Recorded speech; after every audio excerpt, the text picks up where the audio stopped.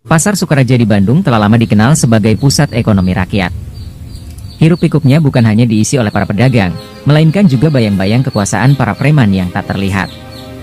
Dalam 2 tahun terakhir, pasar itu aman berkat pengaruh Kang Bahar yang pernah menjadi legenda preman di wilayah tersebut. Namun, masa damai itu mulai retak ketika Hercules, preman besar dari Jakarta, mengarahkan pandangannya ke sana. Hercules, yang terbiasa menguasai pasar dengan tangan besi, merasa pasar Sukaraja adalah potongan terakhir yang harus ia genggam untuk mengukuhkan kekuasaannya. Hercules bukan sekadar preman biasa. Posturnya yang tinggi besar, dengan tatapan mata tajam dan suara berat yang mengintimidasi, membuat siapapun yang menatapnya merasa ciut. Ketika ia memutuskan untuk menguasai pasar itu, ia tak sekadar datang sendiri. Bersamanya, ada puluhan anak buah yang setia hingga mati, membawa senjata tajam dan menyebarkan teror di setiap lorong pasar.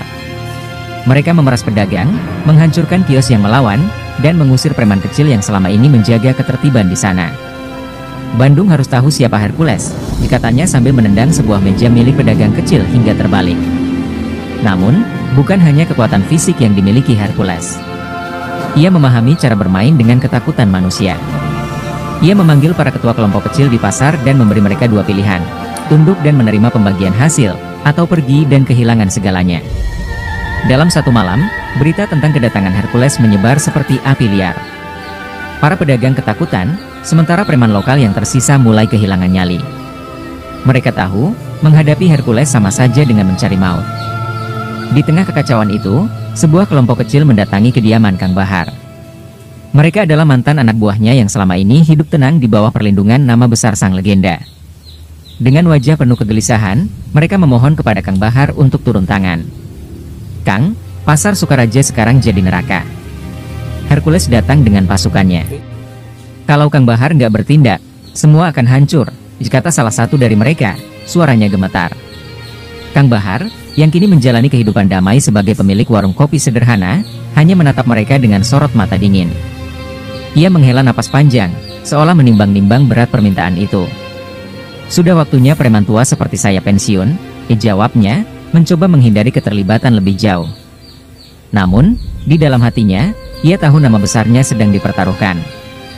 Jika Hercules berhasil menguasai pasar Sukaraja, maka warisan yang ia bangun selama puluhan tahun akan hancur begitu saja. Sementara itu, Hercules terus melangkah maju. Ia menganggap ketenangan Kang Bahar sebagai tanda kelemahan.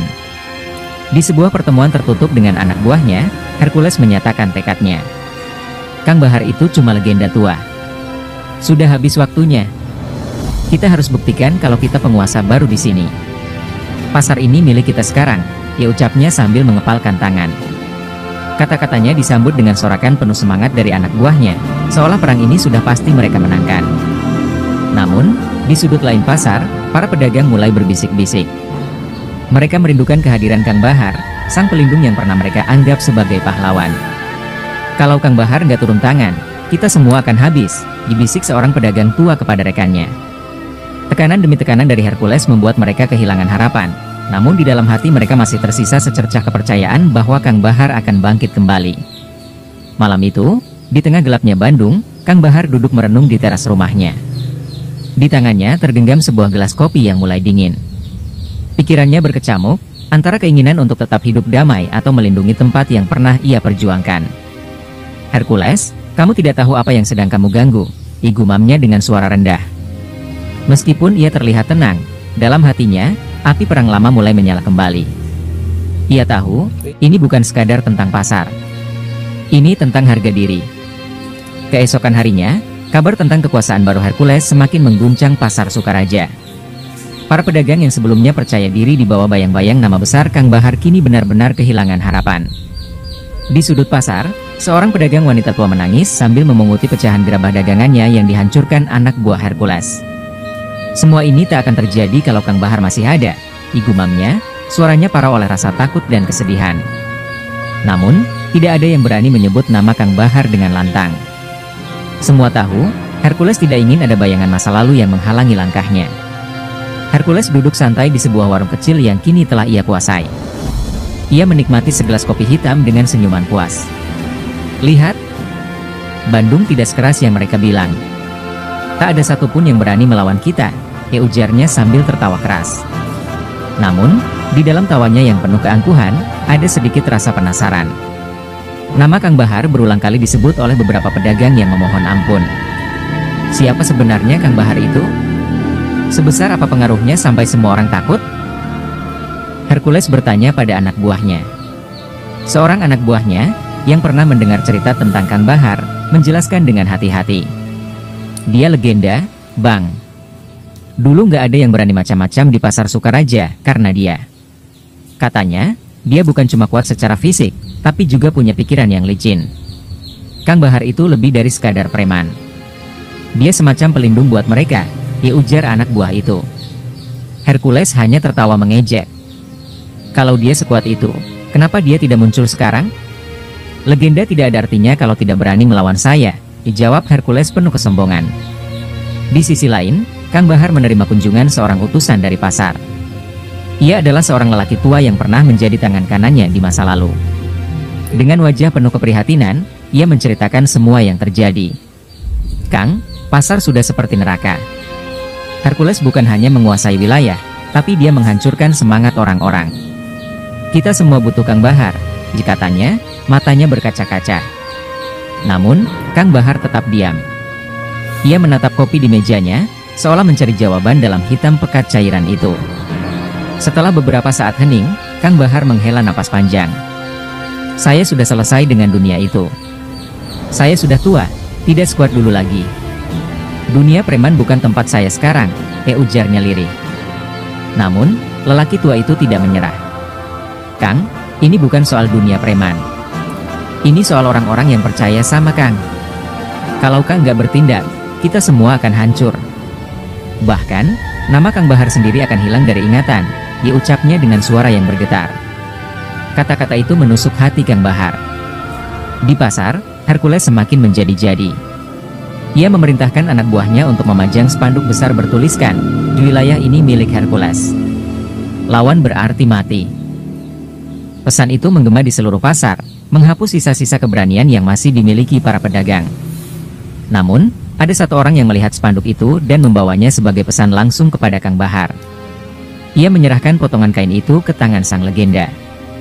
Ini penghinaan, Kang. Kalau Kang tidak bertindak, mereka akan terus merajalela, kata pria itu. Kang Bahar memandangi kain itu dengan tatapan dingin. Tangan tuanya meremas kain tersebut, merasakan amarah yang lama tertahan mulai bangkit. Malam itu, ia duduk di teras rumahnya, mengingat masa lalunya sebagai penguasa pasar. Setiap luka, setiap pertempuran, dan setiap kemenangan kembali menghantui pikirannya. Ia tahu, jika ia melangkah kembali, tidak akan ada jalan mundur. Namun, ada satu hal yang ia tidak bisa abaikan, kepercayaan orang-orang yang pernah ia lindungi. Sambil menggenggam potongan kain itu, Kang Bahar akhirnya berbicara, seolah kepada dirinya sendiri. Hercules, kamu memulai perang ini. Tapi aku yang akan menyelesaikannya. Dengan tekad yang bulat, ia berdiri dari kursinya. Mata tuanya menyala dengan semangat yang sudah lama padam. Malam itu, Kang Bahar memutuskan untuk kembali ke pasar, bukan sebagai pedagang biasa, tetapi sebagai legenda yang akan membuktikan bahwa namanya masih pantas diperhitungkan. Malam itu, langkah Kang Bahar terasa berat saat ia berjalan menuju pasar Sukaraja. Setiap jengkal jalan yang dilaluinya membangkitkan kenangan akan masa lalu, ketika ia berdiri sebagai pemimpin yang disegani, dihormati, dan ditakuti.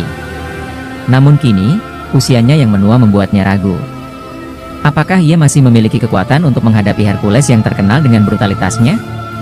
Dalam hati, ia tahu satu hal, kehancuran pasar ini berarti kehancuran harga dirinya. Setibanya di pasar, suasana mencekam terasa nyata. Kios-kios kosong berderet, dan hanya beberapa pedagang yang berani bertahan, namun dengan wajah penuh ketakutan. Mereka yang melihat Kang Bahar tertegun sejenak, seolah tidak percaya bahwa sosok yang mereka rindukan akhirnya muncul. Kang Bahar datang, diseru seorang pedagang dengan nada harapan, namun segera dibungkam oleh temannya. Mereka takut suara itu sampai ke telinga anak buah Hercules yang sedang berjaga. Di tengah kekosongan pasar, Kang Bahar berhenti di depan warung kecil yang kini menjadi markas Hercules. Dari dalam, terdengar gelak tawa dan suara gaduh anak buahnya yang sedang berpesta. Dengan langkah tenang, Kang Bahar masuk ke dalam, menyingkap tirai bambu di pintu masuk. Siapa yang di sini mengaku raja pasar? Ditanyanya dengan suara rendah namun penuh wibawa. Suara itu langsung memecah keriuhan, membuat semua orang di dalam warung menoleh. Hercules, yang sedang duduk di pojok warung dengan segelas minuman di tangannya, menatap Kang Bahar dengan alis terangkat. Ia tersenyum tipis, lalu berdiri dari kursinya. "Jadi, ini yang mereka sebut legenda hidup? Saya kira Kang Bahar itu lebih menakutkan," ujarnya sinis. Anak buahnya tertawa kecil, namun suasana tetap tegang. Hercules mendekati Kang Bahar dengan langkah percaya diri. "Apa yang membawa orang tua sepertimu ke sini? Mau mengemis supaya saya tidak menghancurkan pasar ini?" Kang Bahar tidak terpancing. Ia hanya menatap Hercules dengan dingin, lalu menjawab, "Ya, aku tidak datang untuk mengemis. Aku datang untuk memberitahumu bahwa permainanmu sudah selesai. Pasar ini bukan tempatmu." Kata-kata itu meluncur seperti petir, menghentikan tawa anak buah Hercules. Namun, Hercules hanya tertawa keras. "Permainan selesai? Orang tua, kamu pikir kamu masih punya kekuatan untuk menghentikan saya?" Tanpa peringatan, Hercules melayangkan pukulan ke arah Kang Bahar. Namun, dengan kelincahan yang masih tersisa dari masa mudanya, Kang Bahar menghindar dengan langkah sigap. Ia membalas dengan dorongan kuat ke dada Hercules, membuat pemuda itu terhuyung mundur. Anak buah Hercules langsung bangkit, hendak menyerang. Namun Hercules mengangkat tangannya, menghentikan mereka. "Jangan campur tangan. Orang ini ingin mati di tanganku," ujar Hercules dengan nada marah. Para pedagang yang diam-diam menyaksikan dari kejauhan mulai berbisik-bisik. Kang Bahar berani melawan Hercules. "Dia benar-benar kembali," ujar seorang pedagang. Harapan yang sempat hilang kini perlahan muncul kembali di hati mereka. Namun, di tengah antusiasme itu, ada ketakutan bahwa Kang Bahar mungkin tidak akan mampu mengalahkan Hercules yang jauh lebih muda dan beringas. Hercules mengencangkan otot-ototnya, bersiap untuk serangan berikutnya. Namun, Kang Bahar tidak menunjukkan ketakutan sedikit pun. "Dengarkan aku, Hercules," ujarnya dengan suara yang tenang namun penuh ancaman. "Jika kau terus bermain di pasar ini, aku tidak akan hanya mengusirmu. Aku akan memastikan kau tidak pernah bisa kembali." Kata-kata itu menggema, meninggalkan Hercules dan anak buahnya dalam keheningan. Kang Bahar tahu, malam ini adalah awal dari perang besar yang akan menentukan segalanya. Malam itu, pasar Sukaraja menjadi saksi ketegangan yang terus memuncak. Hercules berdiri diam sejenak setelah mendengar ancaman dari Kang Bahar. Wajahnya yang penuh percaya diri berubah menjadi merah padam, dipenuhi amarah yang meluap. Ia mendekatkan wajahnya ke arah Kang Bahar, lalu berbisik dengan nada tajam, "Aku akan menghancurkanmu, orang tua. Dan aku akan memastikan nama Kang Bahar hanya tinggal cerita usang." Hercules melangkah mundur dengan tatapan penuh dendam, lalu pergi meninggalkan warung bersama anak buahnya. Setelah kepergian Hercules, suasana pasar kembali tenang, tetapi ketakutan belum sepenuhnya hilang. Kang Bahar berdiri di tengah kerumunan kecil pedagang yang diam-diam keluar dari persembunyian mereka. "Kang, apa yang akan Kang lakukan?" Hercules tidak akan tinggal diam, ditanya seorang pedagang tua dengan suara gemetar. Kang Bahar menghela napas panjang, lalu menjawab tegas, "Aku akan melawan, tapi aku tidak bisa melakukannya sendiri. Kita harus bersatu. Pasar ini milik kita, bukan milik mereka." Ucapan Kang Bahar menggugah semangat beberapa pedagang, tetapi sebagian lainnya masih ragu. Mereka tahu Hercules tidak hanya kuat secara fisik, tetapi juga memiliki pengaruh yang besar dengan jaringan preman di luar pasar. "Kang, kami tidak sekuat Kang Bahar. Kami cuma pedagang kecil. Kalau kami melawan, nyawa kami jadi taruhannya," ujar seorang pedagang muda dengan nada takut. Kang Bahar menatapnya dengan penuh keyakinan. "Melawan atau tidak, nyawa kalian tetap dalam bahaya. Tapi bersama-sama, kita punya peluang untuk menang." Sementara itu, Hercules kembali ke markasnya dengan wajah penuh amarah. Ia menghancurkan meja kayu di depannya dengan sekali pukulan, membuat anak buahnya terdiam. "Orang tua itu benar-benar ingin mati. Aku tidak akan membiarkan dia menginjakan kaki di pasar itu lagi," ujarnya dengan suara bergetar. Anak buahnya, yang jarang melihat Hercules marah seperti ini, hanya saling pandang tanpa berani berkata apa-apa. "Kumpulkan semua orang. Kita akan pastikan pasar itu jadi milik kita sepenuhnya," perintahnya. Di sisi lain, Kang Bahar mulai menyusun rencana. Ia mengajak beberapa pedagang yang berani untuk berkumpul di rumahnya. Dalam suasana yang penuh ketegangan, Kang Bahar membahas strategi untuk melindungi pasar dari serangan Hercules dan anak buahnya. "Kita tidak akan menyerang lebih dulu. Kita akan bertahan dan menjaga pasar ini tetap hidup," ujarnya dengan nada tegas. Namun, di dalam hatinya, ia tahu bahwa pertempuran ini akan jauh lebih sulit daripada yang ia bayangkan. Hercules, dengan kekuatannya, mulai merencanakan serangan balasan. Ia memerintahkan anak buahnya untuk menyebar teror di sekitar pasar, menghancurkan barang dagangan, dan mengancam siapa saja yang mendukung Kang Bahar. Buat mereka takut. Kalau mereka tahu melawan kita berarti mati, mereka akan menyerah, ujarnya dengan nada dingin. Aksi teror ini membuat sebagian pedagang mulai mundur, meninggalkan Kang Bahar dengan dukungan yang semakin sedikit. Namun, semangat Kang Bahar tidak goyah. Dalam salah satu malam yang sunyi, ia berdoa di sudut rumahnya, memohon kekuatan untuk melawan kezaliman ini. Di tengah doanya, ia teringat masa mudanya, saat ia menjadi pelindung bagi banyak orang. Aku mungkin sudah tua, tapi selama aku masih berdiri, aku tidak akan menyerah, bisiknya kepada dirinya sendiri. Ia tahu, perjuangan ini bukan hanya soal pasar, tetapi soal menjaga kehormatan yang selama ini ia pertahankan. Ketegangan semakin memuncak ketika Hercules memutuskan untuk mengumumkan niatnya menyerang langsung Kang Bahar. Di tengah kerumunan pasar, ia berdiri dengan penuh keangkuhan, mengumumkan tantangan. Kang Bahar, kalau kau benar-benar legenda, temui aku di sini besok malam. Kita akan tentukan siapa yang layak menjadi raja pasar. Suaranya menggema, membuat semua orang terdiam. Pertempuran besar kini tak terelakkan, dan semua mata tertuju pada Kang Bahar untuk melihat apakah ia siap menjawab tantangan itu. Malam itu, kabar tentang tantangan Hercules menyebar ke seluruh penjuru pasar Sukaraja. Para pedagang, baik yang mendukung Kang Bahar maupun yang ketakutan pada Hercules, berbicara dengan nada berbisik, penuh kekhawatiran. Pasar yang biasanya ramai kini menjadi sunyi, seolah sedang menunggu badai besar. Kang Bahar, yang mendengar tantangan itu, hanya tersenyum tipis. Ia tahu bahwa saat ini bukan hanya kekuatan fisik yang akan diuji, tetapi juga keberanian dan keyakinannya untuk melindungi apa yang benar. Kang Bahar menghabiskan malam itu di sudut rumahnya, menyiapkan dirinya secara mental dan fisik. Ia mengambil kain sarung yang selalu menemaninya sejak masa mudanya. Sarung ini bukan hanya untukku, bisiknya pada diri sendiri, tetapi untuk semua orang yang percaya bahwa pasar ini adalah rumah mereka. Dengan tangan gemetar namun penuh keyakinan, ia merapalkan doa-doa yang sudah lama ia pelajari dari ayahnya. Ia percaya bahwa kekuatan sejati tidak hanya berasal dari otot, tetapi juga dari keberanian yang datang dari hati. Sementara itu, Hercules mempersiapkan dirinya dengan cara yang berbeda. Ia mengumpulkan anak buahnya di sebuah gudang tua dekat pasar. Besok malam, aku akan mengakhiri legenda palsu itu. Dan kalian semua akan menjadi saksi. Tapi ingat, jangan ada yang ikut campur. Ini urusanku dengan Kang Bahar, ditegasnya dengan suara dingin. Anak buahnya mengangguk patuh, meski dalam hati mereka ragu. Mereka tahu Kang Bahar bukan lawan sembarangan, meski usianya tak lagi muda. Malam tantangan pun tiba. Bulan purnama menggantung di langit, memberikan cahaya redup yang memantul di permukaan jalan pasar yang basah. Kerumunan kecil mulai berkumpul, meskipun ketakutan jelas terlihat di wajah mereka. Mereka berdiri di balik kios-kios, mengintip ke arah lapangan terbuka tempat Hercules menunggu. Dengan tangan terlipat di dada, ia berdiri seperti singa yang siap menerkam mangsanya.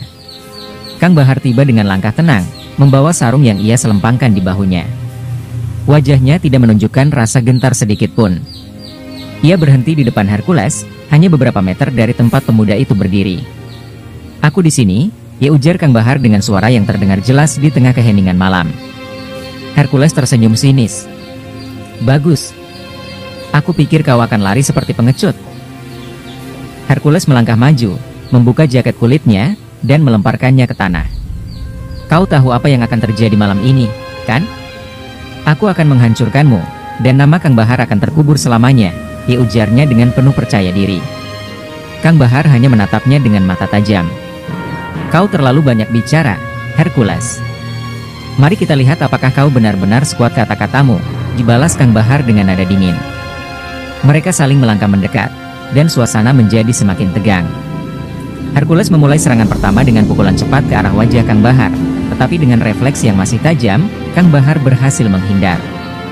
Ia membalas dengan pukulan ke perut Hercules, membuat pemuda itu terhuyung sesaat. Kerumunan kecil yang menyaksikan pertempuran itu menahan napas. Mereka tidak menyangka bahwa Kang Bahar masih mampu melawan dengan kekuatan yang begitu besar. Namun, pertempuran itu baru saja dimulai. Hercules, yang merasa harga dirinya terluka, melancarkan serangan-serangan brutal yang membuat Kang Bahar harus mengerahkan seluruh kemampuannya. Setiap pukulan yang mendarat membuat mereka semakin bersemangat untuk mengalahkan satu sama lain. Malam itu, di bawah sinar bulan purnama, dua raja pasar saling bertarung untuk menentukan siapa yang benar-benar layak memimpin. Di tengah suara gemuruh nafas dan deru pukulan, hanya satu hal yang pasti, pertempuran ini akan mengubah segalanya. Malam terus beranjak larut, tetapi suasana di pasar Sukaraja semakin memanas. Di tengah lapangan pasar yang diterangi cahaya bulan purnama, dua sosok berdiri berhadapan, saling menatap tajam seperti dua singa yang siap merebut wilayah kekuasaan. Hercules, dengan tubuhnya yang kekar, menggeram seperti binatang buas, sementara Kang Bahar, meski usianya tidak muda lagi, berdiri tegap dengan sorot mata penuh keyakinan. Di sekeliling mereka, para pedagang menahan napas, menyaksikan pertempuran yang akan menentukan nasib pasar mereka. Hercules melancarkan serangan pertama dengan tendangan keras yang mengarah ke dada Kang Bahar. Tapi Kang Bahar, dengan kelincahan yang tidak terduga, menghindar dengan gerakan cepat dan membalas dengan pukulan telak ke wajah Hercules. Dentuman pukulan itu menggema, membuat Hercules tersentak mundur. "Kau masih cukup gesit untuk seorang tua," diujar Hercules dengan nada mengejek, sembari mengusap sudut bibirnya yang berdarah. Tanpa memberikan kesempatan, Hercules kembali menyerang, kali ini dengan kombinasi pukulan dan tendangan yang mematikan. Namun, Kang Bahar bertahan dengan tangguh, memblokir setiap serangan dengan tangan dan kakinya. Setiap gerakan Kang Bahar menunjukkan bahwa ia bukan hanya seorang petarung jalanan, tetapi juga seorang pejuang yang telah melewati banyak pertempuran. "Kekuatanmu besar, Hercules, tapi pengalaman adalah guru terbaik," diujar Kang Bahar, suaranya penuh wibawa. Namun, usia mulai menunjukkan batasnya. Serangan bertubi-tubi dari Hercules akhirnya mulai melemahkan Kang Bahar. Sebuah pukulan keras menghantam perut Kang Bahar, membuatnya terhuyung ke belakang. Hercules tersenyum penuh kemenangan, lalu melancarkan pukulan ke wajah Kang Bahar, membuatnya terjatuh ke tanah. Para penonton terdiam, sebagian menahan air mata melihat sosok yang mereka hormati kini tergeletak lemah. Kang Bahar mencoba bangkit dengan susah payah. Ia mengusap darah yang mengalir dari sudut bibirnya, lalu menatap Hercules dengan tatapan yang tidak berubah, penuh keberanian dan tekad. "Kau pikir aku akan menyerah semudah itu?" diujarnya dengan suara serak. Dengan sisa-sisa tenaga yang ia miliki, Kang Bahar berdiri kembali, meskipun tubuhnya bergetar karena kelelahan. Pertarungan ini belum selesai. Melihat Kang Bahar bangkit, Hercules merasa terhina. "Kau benar-benar keras kepala," teriaknya, lalu melancarkan serangan terakhir dengan seluruh tenaganya. Namun, pada saat yang sama, Kang Bahar, dengan insting tajamnya, berhasil memanfaatkan celah. Ia menghindari serangan itu dan melancarkan pukulan telak ke ulu hati Hercules. Pukulan itu begitu keras hingga membuat Hercules jatuh berlutut, terengah-engah sambil memegangi perutnya. Kerumunan mulai bersorak kecil, memberikan semangat kepada Kang Bahar. "Hidup Kang Bahar! Pasar ini milik kita!" diteriak salah satu pedagang dengan suara lantang. Hercules yang kini terkapar di tanah mencoba bangkit, tetapi tubuhnya tidak lagi menurutinya. Napasnya tersengal-sengal, dan amarah di matanya perlahan berubah menjadi kelelahan dan kekalahan. Ia tidak menyangka bahwa seorang pria tua seperti Kang Bahar bisa menundukkannya. Kang Bahar berdiri tegap di hadapan Hercules, menatapnya dengan penuh kebijaksanaan. "Kekuasaan yang dibangun di atas rasa takut tidak akan bertahan lama, Hercules. Pasar ini bukan milikku, tapi milik semua orang di sini. Jika kau ingin dihormati, belajarlah untuk memberi, bukan hanya mengambil." Dengan suara penuh wibawa, ia membalikkan badan dan berjalan menjauh, meninggalkan Hercules yang terdiam dalam kekalahannya. Namun, Kang Bahar tahu, ini belum akhir dari segalanya.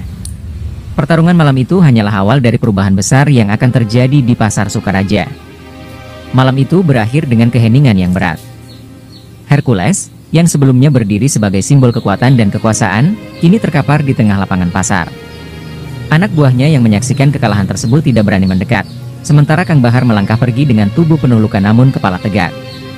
Para pedagang yang sebelumnya hanya menjadi penonton kini mendekati Kang Bahar dengan wajah penuh rasa hormat. "Terima kasih, Kang. Kau menyelamatkan kami," ia ujar seorang pedagang dengan mata berkaca-kaca.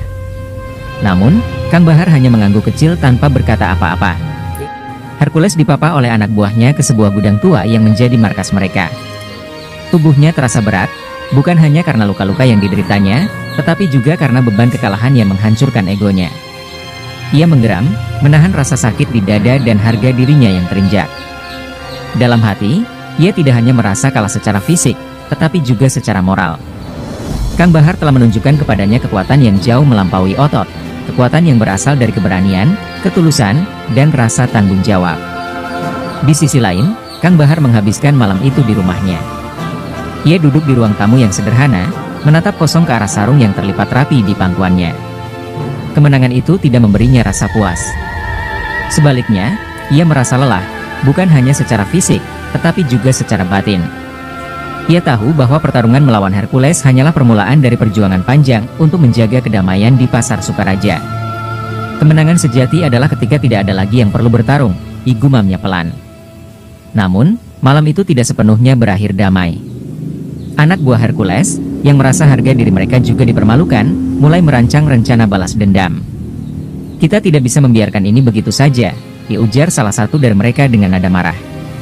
Meskipun Hercules tidak memberikan perintah, dendam telah tertanam dalam hati mereka. Mereka tahu, untuk mengembalikan nama besar Hercules, mereka harus menghancurkan Kang Bahar dan semua yang ia lindungi. Keesokan paginya, pasar kembali hidup dengan aktivitas seperti biasa, tetapi ada ketegangan yang menggantung di udara. Kang Bahar berjalan menyusuri kios-kios dengan langkah pelan, memastikan semua orang merasa aman. Para pedagang menyambutnya dengan senyuman, meskipun beberapa di antaranya masih menyimpan ketakutan. "Kang, apakah mereka akan kembali?" ditanya seorang pedagang wanita dengan suara gemetar. Kang Bahar menepuk bahunya lembut. "Selama aku di sini, tidak ada yang perlu kau khawatirkan," jawabnya dengan tenang. Namun, Hercules tidak tinggal diam. Meski tubuhnya belum sepenuhnya pulih, ia memutuskan untuk mendekati Kang Bahar secara langsung. Dengan ditemani dua orang kepercayaannya, ia mendatangi rumah Kang Bahar pada sore hari. Kang Bahar yang sedang duduk di serambi rumah, menyambut kedatangan Hercules dengan tatapan datar. "Aku tidak menyangka kau akan datang ke sini," ujar Kang Bahar. Hercules hanya berdiri, menatap Kang Bahar dengan mata yang menyala-nyala. "Aku tidak ke sini untuk bertarung lagi," ujar Hercules, suaranya berat namun tegas. "Aku hanya ingin kau tahu, ini belum selesai. Kau boleh menang malam itu, tapi aku tidak akan berhenti sampai aku mendapatkan apa yang kuinginkan." Kang Bahar menghela napas panjang. "Apa yang sebenarnya kau inginkan, Hercules? Kekuasaan? Uang? Atau hanya pengakuan?" ditanyanya dengan nada yang lembut namun menusuk. Hercules terdiam sejenak, tidak tahu bagaimana menjawab pertanyaan itu. "Yang aku inginkan adalah pembuktian," akhirnya Hercules berkata, suaranya merendah. "Selama ini aku hidup dalam bayang-bayang, dan aku ingin semua orang tahu siapa aku." Kang Bahar tersenyum tipis. "Hercules, kekuatan yang sesungguhnya bukanlah tentang siapa yang paling ditakuti, tetapi siapa yang paling dihormati. Jika kau benar-benar ingin membuktikan dirimu, tunjukkan bahwa kau bisa menjadi pemimpin yang melindungi, bukan menindas." Kata-kata itu menghantam Hercules seperti palu, membuatnya merenung dalam-dalam. Namun, di sudut hatinya, dendam masih membara, menunggu saat yang tepat untuk menyala kembali. Hercules kembali ke markasnya dengan pikiran yang kacau. Kata-kata Kang Bahar terus bergema di kepalanya, seperti luka yang tidak bisa disembuhkan. Malam itu, ia duduk di ruangan gelap, ditemani botol minuman dan asap rokok yang membumbung tinggi. Anak buahnya berdiri di dekat pintu, menunggu perintah. "Kang Bahar sudah meremehkan kita," ujar salah satu anak buahnya, mencoba memancing emosi Hercules. Namun, Hercules tidak segera menjawab. Ia hanya menatap ke depan dengan mata kosong, mencoba melawan perang di dalam pikirannya sendiri.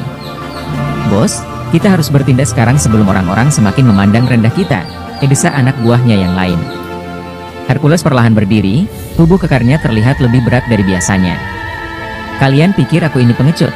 suaranya serak namun tajam. Anak buahnya langsung terdiam, tidak berani membalas. Hercules melangkah mendekati mereka, tatapannya seperti binatang buas yang terluka.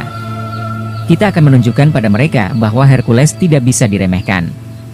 Tapi kali ini, aku ingin mereka merasakan apa itu kehilangan," ucapnya dengan nada dingin. Rencana busuk pun disusun malam itu.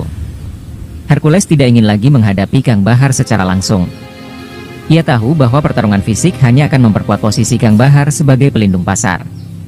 Kali ini, ia memilih untuk menyerang sesuatu yang jauh lebih menyakitkan, kepercayaan para pedagang kepada Kang Bahar. Ia memerintahkan anak buahnya untuk menyabotase beberapa kios di pasar, menciptakan kekacauan yang seolah-olah disebabkan oleh ketidakmampuan Kang Bahar menjaga keamanan.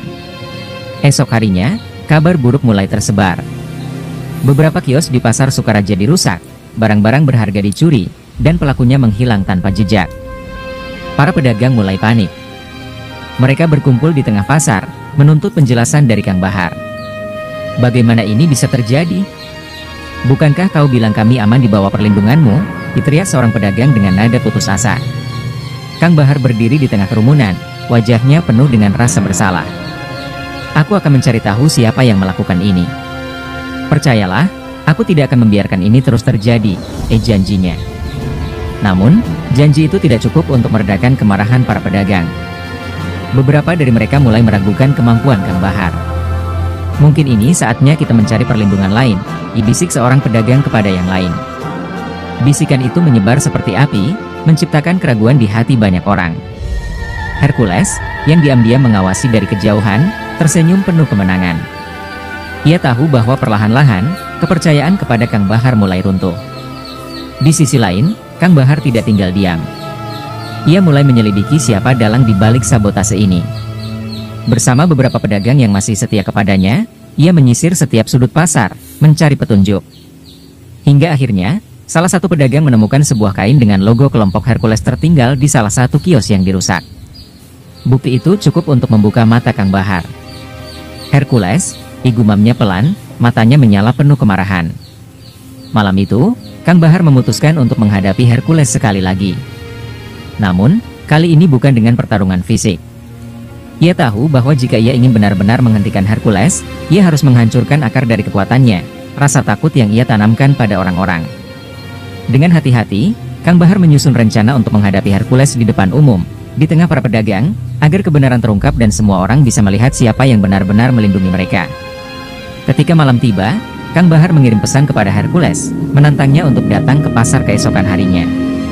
Aku tahu kau yang bertanggung jawab atas semua ini. Jika kau ingin menyelesaikan ini, hadapilah aku di depan semua orang, ditulisnya. Hercules menerima pesan itu dengan senyum licik. Baiklah, Kang Bahar. Jika ini yang kau mau, maka aku akan datang. Tapi jangan harap aku akan bermain bersih, diujar Hercules sambil mempersiapkan rencana liciknya untuk esok hari.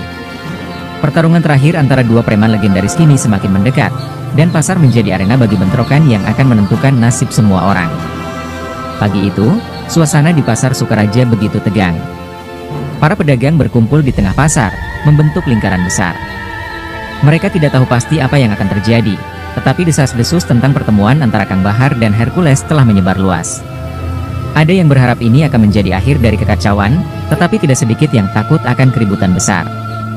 Kang Bahar berdiri di tengah kerumunan, mengenakan baju sederhana dengan sorot mata yang tegas. Ia menunggu Hercules dengan sabar, meskipun hatinya penuh dengan kewaspadaan. Tak lama kemudian, Hercules muncul. Ia berjalan dengan langkah penuh percaya diri, diikuti oleh beberapa anak buahnya.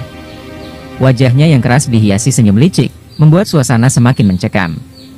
Kang Bahar, dipanggilnya dengan suara lantang. Aku datang, seperti yang kau minta. Tapi aku harap kau siap menghadapi kebenaran yang pahit. Kang Bahar tidak menjawab. Ia hanya menatap Hercules dengan mata tajam, membaca setiap gerak-geriknya. Semua orang di sini tahu siapa aku, dilanjut Hercules, suaranya menggema di antara kerumunan. Aku adalah orang yang membangun pasar ini, yang melindungi kalian dari ancaman luar. Tapi sekarang, aku dihina, dijatuhkan oleh seseorang yang tidak tahu apa-apa tentang perjuangan. Ia menunjuk Kang Bahar dengan penuh emosi, mencoba memancing reaksi darinya. Namun, Kang Bahar tetap diam, tidak terprovokasi oleh kata-kata Hercules. Kau bicara tentang perlindungan, Hercules, dijawab Kang Bahar akhirnya, suaranya tenang namun tegas. Tapi yang kau lakukan hanyalah menanamkan rasa takut. Kau menyabotase kios-kios ini hanya untuk menjatuhkan aku. Apa itu yang kau sebut perlindungan? Para pedagang mulai saling berbisik. Kata-kata Kang Bahar membuat mereka teringat akan bukti kain dengan logo kelompok Hercules yang ditemukan sebelumnya. Keraguan mulai menyelimuti mereka. Hercules tertawa kecil, mencoba menyembunyikan rasa gugupnya. Itu hanya kebetulan, sanggahnya. Kau tidak punya bukti kuat untuk menuduhku. Namun, Kang Bahar tidak datang tanpa persiapan. Ia mengangkat kain bukti itu, menunjukkan kepada semua orang. Ini ditemukan di kios yang dirusak. Kau mau bilang ini juga kebetulan? Kitanya Kang Bahar dengan nada menantang. Para pedagang mulai berteriak, meminta penjelasan dari Hercules. Wajah Hercules memerah, antara marah dan terpojok. Ia melangkah maju, berdiri berhadapan dengan Kang Bahar. "Kau pikir ini cukup untuk menjatuhkanku?" Suaranya bergetar. "Kau mungkin menang di mata mereka, tapi aku tidak akan pernah kalah." Dengan gerakan cepat, ia mengayunkan pukulan ke arah Kang Bahar. Namun, Kang Bahar telah siap. Ia menghindar dengan gesit, lalu memegang tangan Hercules dengan kuat. "Hercules, ini sudah cukup," ujar Kang Bahar. Suaranya lembut namun penuh otoritas. "Pertarungan ini tidak akan membawa kebaikan untuk siapapun. Kau bisa memilih untuk terus melawan, atau kau bisa memilih untuk berubah." Kata-kata itu seperti palu yang menghantam hati Hercules. Selama ini, ia hidup untuk membuktikan dirinya, tetapi di depan semua orang, ia merasa semakin kecil. Matanya berkaca-kaca, meskipun ia mencoba menahan. Hercules akhirnya melepaskan tangannya dari genggaman Kang Bahar. Ia mundur perlahan, lalu berbalik pergi tanpa sepatah kata. Anak buahnya mengikuti di belakang, bingung dengan apa yang baru saja terjadi. Para pedagang terdiam, lalu bersorak penuh kegembiraan. Mereka tahu, ini adalah kemenangan Kang Bahar, bukan hanya atas Hercules, tetapi juga atas ketakutan yang selama ini menghantui mereka. Namun, di hati Kang Bahar, tidak ada rasa puas. Ia hanya berharap Hercules benar-benar menemukan jalannya, karena ia tahu, dendam yang tersisa dapat sewaktu-waktu kembali menyala. Setelah pertemuan di pasar, suasana mulai tenang, namun ketegangan yang tergantung di udara terasa berat. Kang Bahar merasa seolah-olah kemenangan itu hanyalah ilusi. Para pedagang kembali menjalankan aktivitas mereka, namun tatapan mereka berbeda. Mereka mulai melihat Kang Bahar bukan hanya sebagai pelindung, tetapi juga sebagai simbol harapan. Namun, Kang Bahar tahu bahwa dunia yang mereka hadapi tidak pernah sepenuhnya aman. Dalam sekejap, semuanya bisa berubah.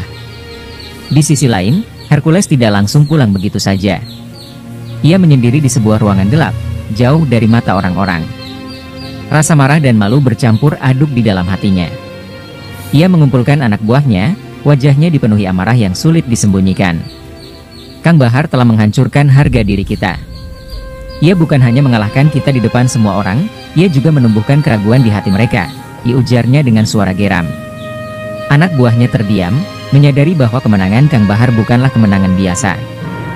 Hercules berdiri, matanya tajam, penuh tekad yang baru. "Aku akan membuatnya menyesal.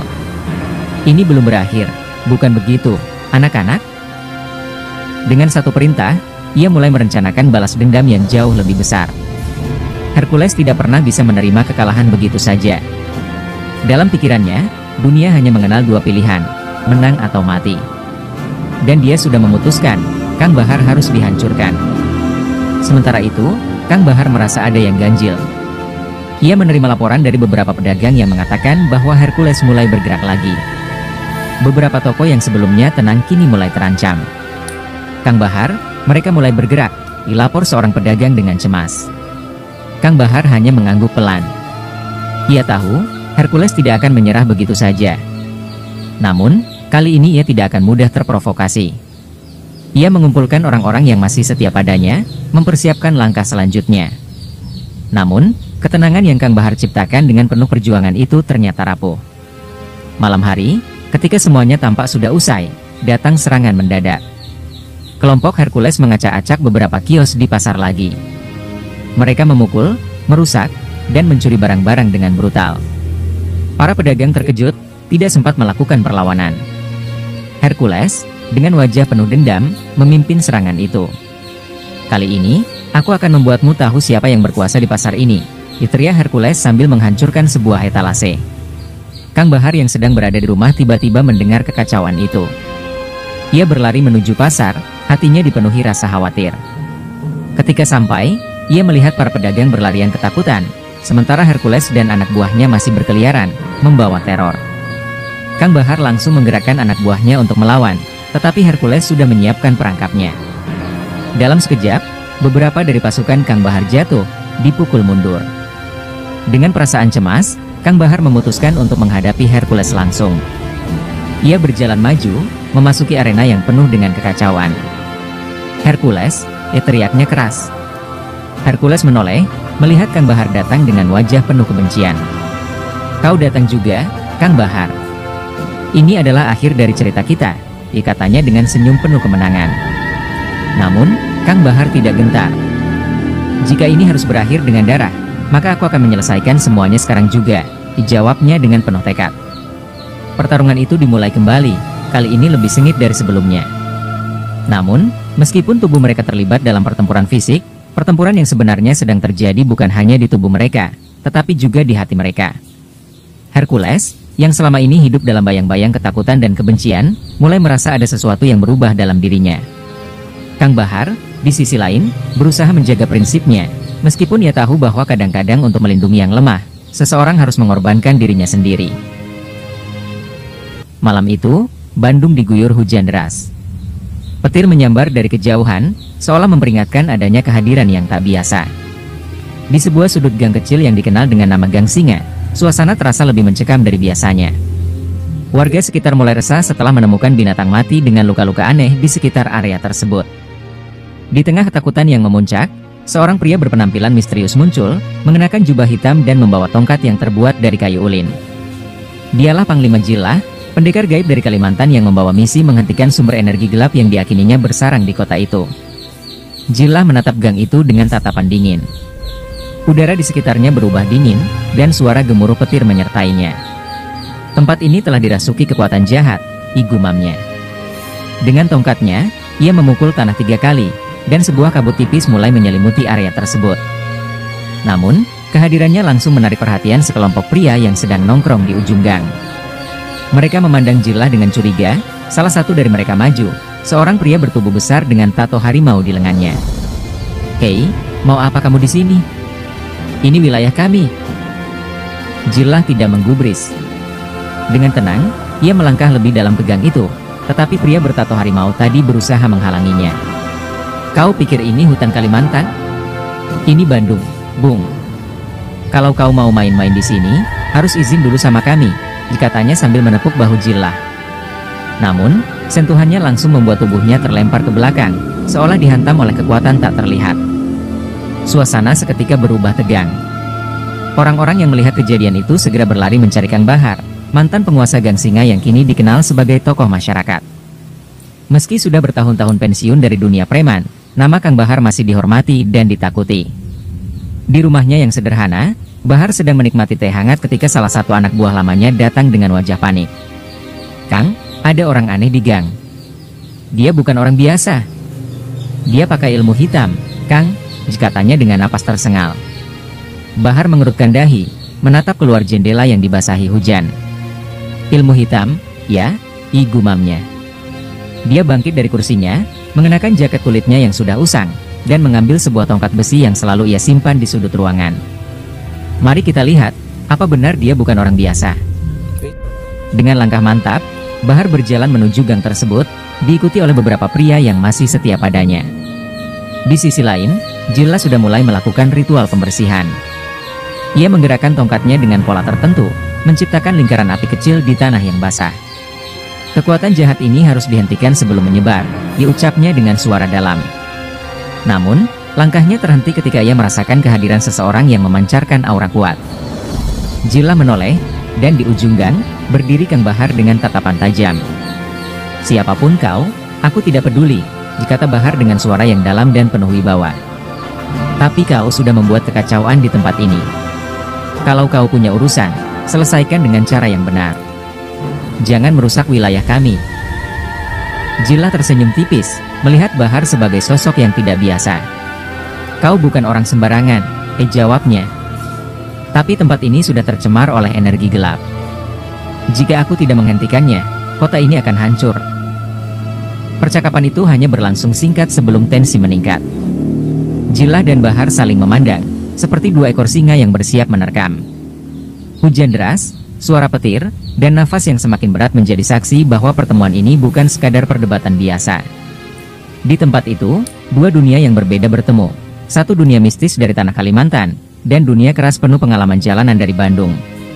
Konflik yang akan menentukan nasib Gang Singa dan kota Bandung baru saja dimulai. Hujan masih mengguyur deras, menciptakan genangan di sepanjang Gang Singa. Cahaya petir yang sesekali menyambar menerangi wajah tegang Kang Bahar dan tatapan dingin Panglima Jillah. Suara hujan yang menghantam genting seolah menjadi musik latar dari ketegangan di antara mereka. Aku tidak peduli siapa kau, ujar Bahar sambil memutar tongkat besinya. Kalau kau ingin membuat kerusakan di sini, aku akan menghentikanmu. Ini tanah kami.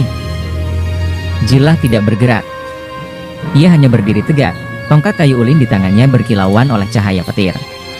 Kau tidak mengerti, jawabnya dengan nada rendah tapi tegas. Energi yang ada di sini bukan hanya mengancam kalian, tapi juga seluruh kota. Jika tidak dihentikan, semuanya akan binasa. Aku tidak datang untuk merusak, tapi untuk melindungi. Kata-kata itu tidak mengurangi ketegangan, malah membuat Bahar semakin waspada. Bahar melangkah maju, menghadapi Jilah dengan penuh keberanian. Meskipun tubuhnya tak semudah dulu, pengalaman bertahun-tahun sebagai penguasa jalanan membuatnya tahu kapan seseorang berbicara serius dan kapan hanya mencari alasan. Namun, kali ini nalurinya ragu. Bahar bisa merasakan bahwa Jilah bukan orang biasa. Ada aura misterius yang membuat udara di sekitar mereka terasa lebih berat. Kau mungkin punya niat baik, kata Bahar. Tapi caramu salah. Orang-orang di sini sudah ketakutan. Kalau kau benar-benar ingin membantu, kau harus bekerja sama, bukan main hakim sendiri. Jilah menghela napas panjang. Kerjasama, katanya sambil menatap tajam. Kau tidak tahu apa yang kau hadapi. Energi ini tidak akan peduli siapa kau, apa niatmu, atau seberapa kuatmu. Ini bukan pertarungan manusia biasa. Tapi jika kau ingin menghalangiku, aku tidak punya pilihan lain. Ucapan itu menjadi penanda bahwa pertempuran akan segera dimulai. Tanpa aba-aba, Bahar melayangkan tongkat besinya dengan gerakan cepat. Jilah menghindar dengan lincah, tubuhnya bergerak seperti bayangan di tengah hujan. Sebuah pukulan keras menghantam tembok gang, meninggalkan bekas retakan yang dalam. Bahar tersenyum tipis. Kau gesit juga, katanya, sambil memutar tongkatnya sekali lagi. Tapi aku belum serius. Jilah, dengan ketenangannya yang mematikan, memukul tanah dengan tongkat ulin miliknya. Sebuah ledakan angin tiba-tiba menghantam Bahar, membuat pria tua itu terdorong beberapa langkah ke belakang. Warga yang menonton dari kejauhan berteriak ketakutan, namun Bahar tetap berdiri tegak. Ilmu gaib, ya, digumamnya sambil mengusap luka kecil di sudut bibirnya. Aku sudah pernah melihat hal seperti ini. Tapi jangan pikir aku akan mundur. Pertarungan berlangsung sengit. Jilah menggunakan kekuatan gaibnya untuk menciptakan badai kecil di tengah gang, namun Bahar tetap berdiri kokoh, melawan dengan kekuatan fisiknya yang luar biasa. Tongkat besinya menghantam udara dengan presisi, memaksa Jilah untuk terus bergerak menghindar. Meski berasal dari dunia yang berbeda, keduanya tampak setara dalam hal kekuatan dan strategi. Namun, sebelum salah satu dari mereka dapat mengakhiri pertarungan, suara jeritan seorang wanita memecah suasana. Cukup! Berhenti! Dewi Laras, keponakan Kang Bahar, muncul di tengah gang dengan wajah basah oleh air hujan dan air mata. Ia berdiri di antara keduanya, menatap Jilah dengan ketakutan, namun juga memandang Bahar dengan penuh keputusasaan. Kalian berdua akan menghancurkan tempat ini. Kalau kalian tidak berhenti, semuanya akan berakhir sia-sia. Pertarungan terhenti. Jilah menurunkan tongkatnya, sementara Bahar melemparkan pandangan tajam ke arah Dewi. Apa yang kau lakukan di sini, Laras? Tanyanya. Namun, sebelum Dewi bisa menjawab, Jilah menyipitkan matanya, menatap Dewi seolah melihat sesuatu yang tak kasat mata. Kau membawa sesuatu, katanya dengan suara yang lebih pelan. Kau adalah kunci dari semua ini. Kata-kata itu membuat suasana semakin mencekam, membuka babak baru yang lebih rumit dalam konflik mereka. Gang singa seolah membeku di tengah hujan yang semakin deras. Semua mata tertuju pada Dewi Laras, gadis muda dengan wajah polos yang kini berdiri di antara dua kekuatan besar. Kang Bahar, meskipun penasaran dengan kata-kata Jilah, tetap tidak menurunkan kewaspadaannya. Apa maksudmu? Dia kunci dari semua ini? Ditanyanya dengan nada tegas. Jilah menatap Dewi dengan mata yang tajam, seakan mampu melihat sesuatu yang tidak terlihat oleh orang biasa. Energi yang mencemari tempat ini, ia bersumber darinya, ujar Jilah. Tapi dia tidak menyadarinya. Dewi Laras tertegun, merasa tubuhnya tiba-tiba menjadi dingin. Apa yang kau bicarakan? Aku tidak tahu apa-apa, serunya, suaranya pecah di tengah ketakutan. Bahar melangkah maju, melindungi Dewi dengan tubuhnya. Kau jangan coba-coba menyalahkan keluargaku, Jiger tak Bahar. Jika kau punya bukti, buktikan sekarang. Jangan sembarang menuduh. Jilah tetap tenang. Ia mengangkat tongkatnya, mengarahkannya ke arah Dewi, lalu melafalkan mantra dalam bahasa yang tak dimengerti siapapun di sana. Tiba-tiba, tubuh Dewi tersentak. Matanya terbelalak, dan dari tubuhnya keluar kabut hitam tipis yang menguap ke udara. Semua orang yang melihat kejadian itu terpaku. Dewi jatuh berlutut, tubuhnya gemetar, dan nafasnya tersengal. Apa yang terjadi padaku? Bisiknya ketakutan. Jilah menurunkan tongkatnya, wajahnya penuh keseriusan. Kau telah menjadi wadah bagi energi kegelapan, jelasnya. Entah bagaimana, sesuatu telah merasukimu, dan itu adalah akar dari semua malapetaka di tempat ini. Kang Bahar tidak percaya begitu saja. Ia menatap Jilah dengan penuh kemarahan. Omong kosong, serunya. Dewi adalah anak baik. Dia tidak pernah terlibat dengan hal-hal seperti itu. Jilah mengangguk pelan. Mungkin dia tidak tahu, tapi kegelapan ini tidak memilih berdasarkan perbuatan. Ia memilih wadah yang lemah dan rentan. Kau harus menerima kenyataan ini jika ingin menyelamatkan tempat ini. Kata-kata Jilah membuat suasana semakin mencekam. Dewi menangis, kepalanya tertunduk. Aku tidak tahu apa-apa, Paman, katanya, suaranya penuh dengan rasa bersalah. Bahar, meskipun masih marah, merasakan kegelisahan mendalam. Ia berlutut di depan Dewi, menggenggam bahunya dengan erat. Kita akan mencari jalan keluar, Laras. Paman tidak akan membiarkan siapapun menyakitimu, ucapnya dengan nada lembut, meskipun ada kemarahan yang terpendam dalam suaranya. Namun, Jilah tahu waktu mereka terbatas. Energi yang ia rasakan semakin kuat, seperti bom yang siap meledak kapan saja. Jika kita tidak bertindak sekarang, semuanya akan terlambat, katanya. Aku bisa membersihkan energi ini, tapi itu tidak akan mudah. Aku membutuhkan bantuanmu, Kang Bahar. Jika kita terus bertengkar, kita hanya akan menghancurkan tempat ini. Bahar terdiam, menatap Jilah dengan penuh kebimbangan. Di satu sisi, ia masih meragukan niat pria itu. Di sisi lain, ia tidak bisa mengabaikan fakta bahwa ada sesuatu yang salah dengan Dewi. Apa yang harus kita lakukan? Ditanyanya akhirnya, nada suaranya penuh dengan keengganan. Jilah mengangguk, merasa bahwa ini adalah langkah awal menuju kerjasama yang sulit. Kita harus membawa Dewi ke tempat di mana energi itu bisa dikeluarkan tanpa merusak lingkungan sekitar, katanya. Tapi perjalanannya tidak akan mudah. Petir kembali menyambar di kejauhan, dan hujan tidak menunjukkan tanda-tanda akan reda. Warga yang menonton dari kejauhan mulai berbisik, ketakutan dan harapan bercampur aduk. Di tengah ketegangan itu, Bahar bangkit, menatap Jilah dengan tatapan tajam. Kalau kau mencoba mencelakai Laras, aku akan menjadi musuh terburukmu, ancamnya. Jilah hanya tersenyum tipis, menyadari bahwa bahaya yang sebenarnya belum dimulai. Percayalah, katanya pelan. Musuh kita yang sebenarnya jauh lebih menakutkan daripada aku. Dengan kata-kata itu, perjalanan mereka menuju konflik yang lebih besar pun dimulai. Hujan reda menjelang dini hari, menyisakan kabut tebal yang menyelimuti Gang Singa. Jilah memimpin perjalanan dengan langkah tenang namun penuh kewaspadaan. Dewi Laras berjalan di tengah, didampingi Kang Bahar yang terus menggenggam tongkat besinya dengan erat.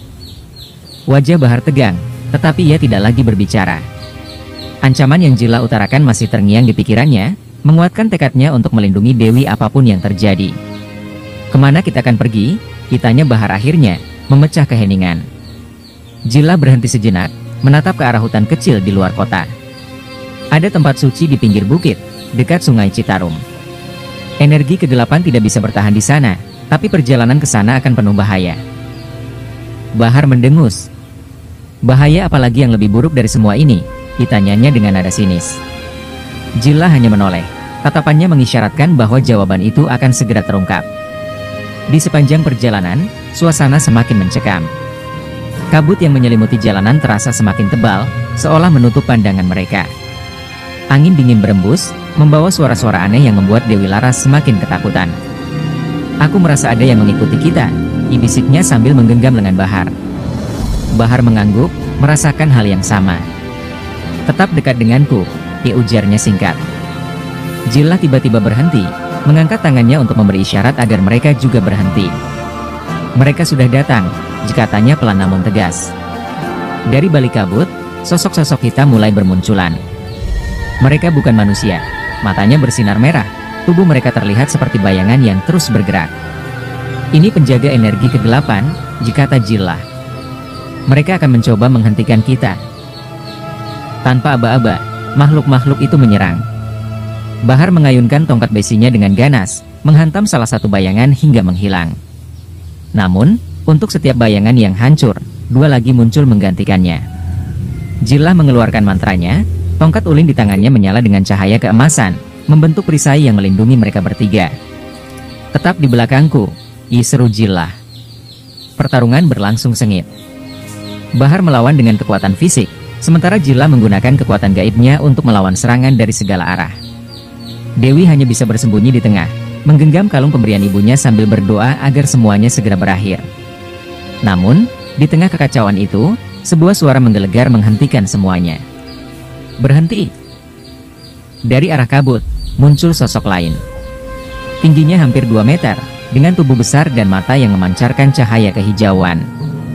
Ia adalah pemimpin dari makhluk-makhluk bayangan itu, dan kehadirannya membuat suasana menjadi lebih mencekam. Manusia tidak diizinkan memasuki wilayah ini. Suaranya menggema, membuat tanah di bawah mereka bergetar. Jillah melangkah maju, menatap sosok itu tanpa gentar. "Kami tidak mencari masalah. Kami hanya ingin melewati tempat ini untuk menyelamatkan gadis ini," katanya sambil menunjuk Dewi. Sosok besar itu tertawa kecil, suaranya seperti gemuruh. "Gadis itu adalah ancaman bagi dunia kami. Jika dia melewati wilayah ini, aku tidak akan tinggal diam." Jillah menghela napas panjang, sadar bahwa kata-kata tidak akan cukup. "Kalau begitu, kita tidak punya pilihan lain," katanya sambil mengangkat tongkatnya. Bahar, meski ragu, berdiri di samping Jillah. "Aku tidak tahu siapa dia atau apa yang kau lawan," ujar Bahar, "tapi aku tidak akan membiarkan siapapun menyakiti keluargaku." Dengan itu, pertempuran baru pun dimulai. Namun, kali ini musuh yang mereka hadapi jauh lebih kuat daripada sebelumnya. Dan di tengah pertempuran tersebut, Dewi Laras merasakan sesuatu yang aneh di dalam dirinya, seolah-olah kekuatan besar sedang bangkit dari dalam dirinya, kekuatan yang bahkan ia sendiri tidak pahami. Pertarungan memuncak, menelan malam yang dingin dalam suasana mencekam. Jillah bergerak lincah, mengayunkan tongkat ulin yang memancarkan cahaya keemasan. Ia berusaha menahan serangan sosok besar itu, namun makhluk bayangan semakin kuat, menyerbu dari segala arah. Bahar, dengan tongkat besinya, mengerahkan seluruh tenaga untuk melindungi Dewi Laras. Namun, dalam benaknya, ia terus dihantui kekhawatiran tentang kebenaran kata-kata Jillah.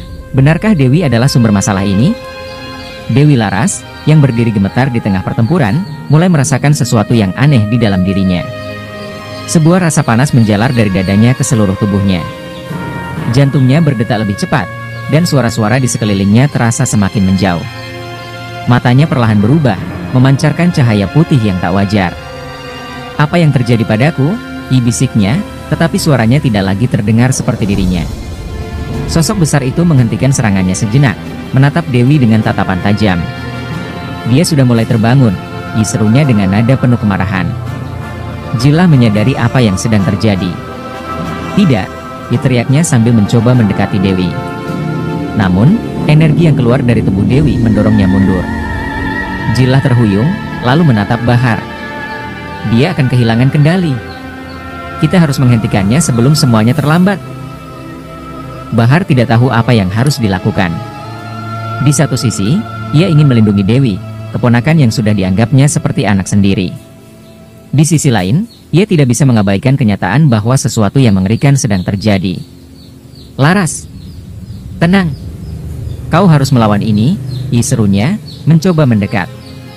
Namun, Dewi sudah tidak mendengarnya lagi. Energi yang keluar dari tubuhnya semakin kuat, membuat tanah di bawah mereka bergetar.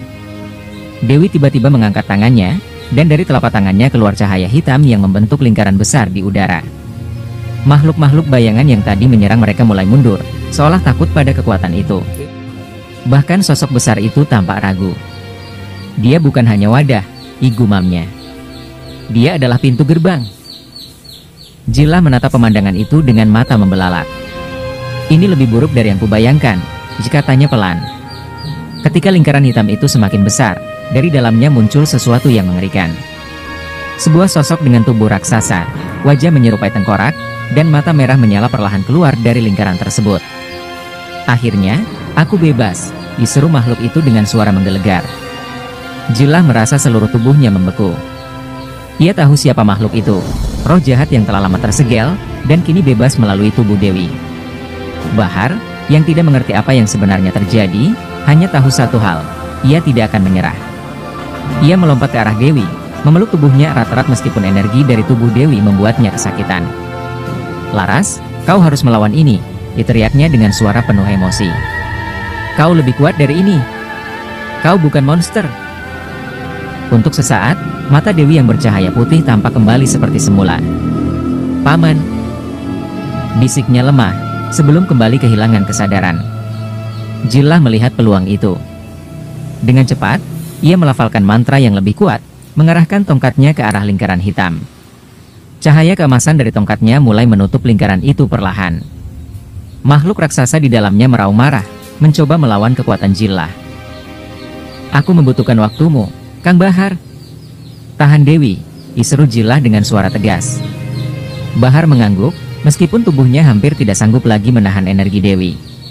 Pertarungan melawan waktu pun dimulai, dengan nasib semua orang tergantung pada keberanian dan pengorbanan mereka. Lingkaran hitam yang terbuka di udara semakin melebar, menghisap angin dan energi di sekitarnya seperti lubang neraka yang tak terpuaskan. Jillah mengerahkan seluruh kekuatan gaibnya untuk menutupnya, tetapi makhluk raksasa yang muncul dari dalam lingkaran terus meronta, melawan kekuatan cahaya yang dilemparkan Jillah. "Ini lebih dari yang kubayangkan," igumamnya dengan napas terengah-engah. "Jika lingkaran ini tidak tertutup, dunia akan menjadi mangsa mereka." Di tengah kekacauan, Bahar masih memeluk Dewi Laras, tubuhnya menggigil menahan energi yang mengalir liar dari tubuh keponakannya. Dewi berteriak, suara campuran antara kesakitan dan ketakutan. "Paman, aku tidak bisa menghentikannya," diisaknya, air matanya bercampur dengan keringat dingin. Bahar menggenggam pundaknya erat. "Kau bisa, Laras. Kau adalah cucu seorang pejuang. Kau harus melawan ini," diserunya dengan suara parau. Makhluk raksasa itu memandang Jillah dengan tatapan penuh amarah. "Kau pikir kau bisa mengalahkanku? Aku sudah terperangkap selama ratusan tahun, dan hari ini aku akan merenggut dunia ini." Suaranya menggema, membuat tanah bergetar. Jillah tetap berdiri tegak, meskipun kekuatannya mulai menipis. "Tidak selama aku berdiri di sini," dibalasnya tegas. Dewi tiba-tiba meronta dengan kekuatan luar biasa, melepaskan pelukan Bahar. Tubuhnya melayang di udara, seolah ditarik oleh kekuatan dari lingkaran hitam. "Tidak! Laras!" diteriak Bahar, melompat untuk meraih keponakannya. Namun, sebuah dorongan energi dari lingkaran membuatnya terpental ke tanah. Jillah menoleh, matanya penuh kecemasan. "Kang Bahar, aku butuh bantuanmu," diteriaknya. Bahar terbatuk, menahan sakit di dadanya. Ia meraih tongkat besinya yang tergeletak di tanah, lalu bangkit dengan susah payah. "Apa yang harus kulakukan?" ditanyanya. Jillah mengangguk ke arah Dewi. "Kau harus membawanya kembali ke kesadarannya. Hanya dia yang bisa menghentikan kekuatan itu dari dalam." Bahar menatap Dewi yang melayang di udara, matanya memancarkan cahaya putih yang menakutkan. Dengan langkah tertatih, Bahar mendekati Dewi. "Laras, kau dengar aku? Kau tidak sendirian," diserunya, suaranya penuh harapan. Namun, Dewi tidak merespons. Cahaya hitam mulai mengelilingi tubuhnya, membentuk pola-pola aneh yang seolah membakar kulitnya. Bahar teringat sesuatu, kalung yang selalu Dewi pakai. Ia meraih kalung itu, menariknya dengan paksa hingga rantainya putus. "Ini milik ibumu, Laras. Ingatlah siapa dirimu," diteriak Bahar sambil mengangkat kalung itu tinggi-tinggi. Dewi tiba-tiba berhenti meronta.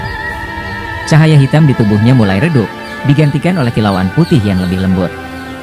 Matanya perlahan kembali seperti semula. "Paman, aku takut," tanya lirih. Bahar segera meraih tangannya, memeluknya erat. "Aku di sini, Laras. Kau tidak perlu takut lagi," jawabnya dengan suara bergetar. Di saat yang sama, Jillah mengerahkan kekuatan terakhirnya. Dengan mantra yang lantang, ia berhasil menutup lingkaran hitam, mengunci kembali makhluk raksasa itu ke dalam dimensi asalnya. Lingkaran itu lenyap dengan raungan terakhir dari makhluk tersebut, meninggalkan malam yang sunyi. Jillah jatuh terduduk, kelelahan, Sementara Dewi pingsan dalam pelukan Bahar. Ini belum berakhir, kata Jillah dengan nada serius. Kita berhasil hari ini, tapi mereka akan mencoba lagi. Kita harus mempersiapkan diri. Bahar hanya menatap langit yang kembali tenang, sadar bahwa perjalanan mereka masih panjang. Fajar mulai menyingsing, tapi suasana di tanah lapang itu masih terasa berat. Jillah duduk bersandar pada tongkatnya, wajahnya pucat dengan keringat bercucuran. Dewi Laras masih tidak sadarkan diri di pelukan Bahar. Mereka telah berhasil menutup portal neraka, tetapi perasaan lega itu terasa hambar. Jillah tahu bahwa musuh di balik semua ini belum sepenuhnya terungkap. Kang Bahar, Jillah akhirnya berbicara dengan suara serak. Ini bukan sekadar masalah kebetulan. Kekuatan sebesar itu membutuhkan pengorbanan besar dan seseorang yang tahu cara membukanya. Bahar menatap Jillah dengan dahi berkerut. Maksudmu, seseorang yang dekat dengan kami bisa menjadi dalangnya? Jillah mengangguk pelan. Aku yakin ada pengkhianatan di sini, seseorang yang tahu tentang Dewi Laras dan darah istimewanya. Bahar menggenggam tangan Dewi erat, seolah ingin melindunginya dari segala kemungkinan buruk. Siapa yang berani melakukan ini? Dewi hanyalah seorang gadis muda. Apa yang mereka inginkan darinya? Tanya Bahar dengan suara rendah, tetapi matanya penuh amarah. Jillah menarik napas panjang sebelum menjawab. Dewi bukan gadis biasa. Keturunannya membawa garis magis kuno, warisan leluhur yang tak ternilai. Darahnya bisa membuka jalan bagi kekuatan gelap yang ingin mendominasi dunia ini. Sementara itu, dari kejauhan, sesosok bayangan mengintip mereka dari balik pepohonan. Tatapan matanya penuh kebencian dan rasa puas. Ia tersenyum tipis sebelum menghilang di balik kegelapan hutan.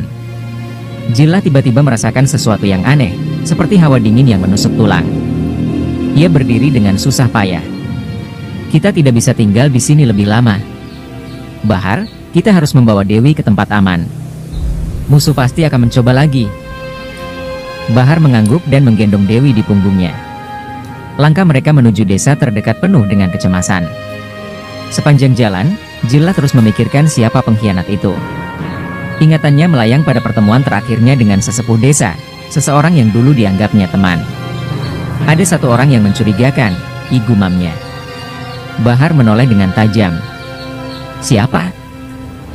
Jillah ragu sejenak sebelum menjawab. Ki Suro, dukun tua di desa ini. Dia tahu tentang garis keturunan Dewi. Dia pernah menyebutkan sesuatu tentang menggenggam kekuatan dunia. Mereka akhirnya tiba di sebuah rumah sederhana di pinggir desa. Jillah membuka pintu dan mengisyaratkan Bahar untuk membawa Dewi masuk. Di sini aman untuk sementara, kata Jillah. Ia segera mulai membuat ramuan untuk memulihkan tenaga Dewi, tetapi pikirannya masih dipenuhi dengan kecurigaan. Jika Ki Suro benar-benar terlibat, ini akan menjadi pertempuran yang jauh lebih berbahaya daripada sebelumnya. Saat Dewi perlahan membuka matanya, ia tampak bingung. Paman, Kak Jillah, apa yang terjadi? Tanyanya dengan suara lemah. Bahar tersenyum, meskipun lelah terlihat jelas di wajahnya. Kau aman sekarang, Laras. Istirahatlah. Namun, Jillah mendekatinya dengan serius. Dewi, aku perlu kau ingat sesuatu. Apakah ada orang yang mendekatimu sebelum semua ini terjadi? Seseorang yang mengatakan hal aneh atau mencurigakan? Dewi berpikir keras. Lalu wajahnya berubah. Ya, Ki Suro. Dia datang ke rumah beberapa waktu lalu. Dia memberiku bunga aneh dan mengatakan itu untuk melindungiku. Mendengar itu, Jillah dan Bahar saling berpandangan. Jillah mengepalkan tangan. Ini jelas ulahnya. Kita harus menemui Ki Suro segera. Jika dia memang dalang di balik semua ini, kita tidak bisa membiarkannya melarikan diri. Dengan tekad yang membara, mereka bersiap untuk konfrontasi besar yang akan menentukan nasib Dewi dan mungkin dunia. Malam kembali jatuh ketika Jillah, Bahar, dan Dewi Laras tiba di gerbang desa tempat tinggal Ki Suro. Angin malam membawa aroma mistis, membuat langkah mereka semakin berat. Jillah menatap rumah tua di ujung jalan, yang kini tampak lebih menyeramkan dari biasanya. Cahaya redup dari lampu minyak di dalam rumah itu seolah mengintai mereka, seperti mata iblis yang menunggu. Kang Bahar, bersiaplah. Ki Suro tidak akan membiarkan kita mendekat begitu saja, ujar Jillah dengan suara tegas. Dewi Laras yang kini lebih tenang menggenggam tangan Bahar, meski tubuhnya masih terasa lemah. "Paman, apakah ini salahku?" I tanyanya lirih. Bahar berhenti sejenak, menatap keponakannya dengan penuh kasih. "Ini bukan salahmu, Laras. Kau hanya korban dari mereka yang serakah akan kekuatan," jawabnya sambil mengusap kepala Dewi. Namun, dalam hati, Bahar bertekad bahwa tidak ada lagi yang boleh menyakiti gadis itu. Ketika mereka mendekati rumah, pintu depan terbuka dengan sendirinya, menimbulkan suara derit yang mengerikan. Di ambang pintu, Ki Suro sudah berdiri, mengenakan jubah hitam dengan senyuman sinis di wajahnya. "Ah, Panglima Jilah dan Kang Bahar. Aku sudah menunggu kalian," katanya dengan nada tenang yang justru terasa mengancam. Jilah melangkah maju. "Ki Suro, hentikan semua ini sebelum terlambat. Serahkan dirimu dan akhiri kehancuran yang kau mulai." Ki Suro tertawa pelan, lalu menatap Dewi Laras dengan tatapan tajam. "Kau tidak mengerti, Jilah. Darah gadis itu adalah kunci untuk membuka kekuatan yang telah lama terkunci. Dengan dia, aku akan menguasai dunia ini," serunya, suaranya menggema di malam yang sunyi. Bahar langsung maju dengan marah, mengacungkan tongkat besinya. "Kau sudah cukup menyakiti keluargaku. Hari ini semuanya berakhir." Namun, Ki Suro hanya mengangkat tangannya, dan tiba-tiba tanah di sekitar mereka berguncang. Dari bayang-bayang, muncul sosok-sosok gelap berbentuk manusia dengan mata merah menyala. "Kalau begitu, mari kita lihat apakah kalian bisa melewati penjagaku," ujar Ki Suro sambil melangkah mundur masuk rumahnya. Jilah segera mengangkat tangannya, menciptakan lingkaran pelindung di sekitar mereka. "Kang Bahar, jaga Dewi. Aku akan menghadapi mereka." Pertarungan sengit pun terjadi. Jilah memanggil elemen api untuk melawan makhluk bayangan itu, tetapi jumlah mereka terus bertambah. Bahar, dengan kekuatan fisiknya, menghancurkan beberapa dari mereka dengan tongkatnya. Namun, makhluk-makhluk itu seperti tidak ada habisnya, terus berdatangan dari kedelapan. "Kita harus masuk rumahnya. Ini hanya pengalihan," teriak Jilah. Bahar mengangguk, lalu menarik Dewi menuju pintu rumah Ki Suro. Ketika mereka berhasil masuk, suasana di dalam rumah terasa lebih mencekam. Dindingnya dipenuhi simbol-simbol aneh yang memancarkan cahaya merah darah. Di tengah ruangan, sebuah altar berdiri, dengan piala berisi cairan hitam yang berasap. Ki Suro berdiri di belakangnya, tersenyum puas. "Kalian terlambat. Ritualnya hampir selesai." Jilah langsung melemparkan energi ke arah Ki Suro, tetapi ia melambaikan tangan, dan energi itu terpantul ke dinding. "Jangan anggap remeh aku, Jilah. Kau mungkin panglima, tapi aku sudah mempersiapkan ini selama puluhan tahun," ujar Ki Suro sambil melangkah ke arah Dewi. Bahar berdiri di depannya, menghalangi jalannya. "Kau tidak akan menyentuh keponakanku," katanya dengan suara rendah, penuh ancaman. Ki Suro tersenyum sinis. "Kita lihat siapa yang terakhir berdiri." Dengan kekuatan yang telah dikumpulkan, pertarungan di dalam rumah itu menjadi klimaks dari konflik yang tak terhindarkan. Namun, Jilah tahu, kemenangan bukan hanya soal kekuatan, tetapi juga keberanian untuk mengorbankan segalanya. Di tengah ruangan yang penuh dengan aura mencekam, Jilah berdiri dengan napas memburu. Tubuhnya terasa berat, namun tekadnya tak tergoyahkan. Bahar berdiri di depannya, menggenggam erat tongkatnya, sementara Dewi Laras gemetar di sudut ruangan. Ki Suro berdiri di altar, memegang piala berisi cairan hitam pekat yang tampak berdenyut seolah hidup.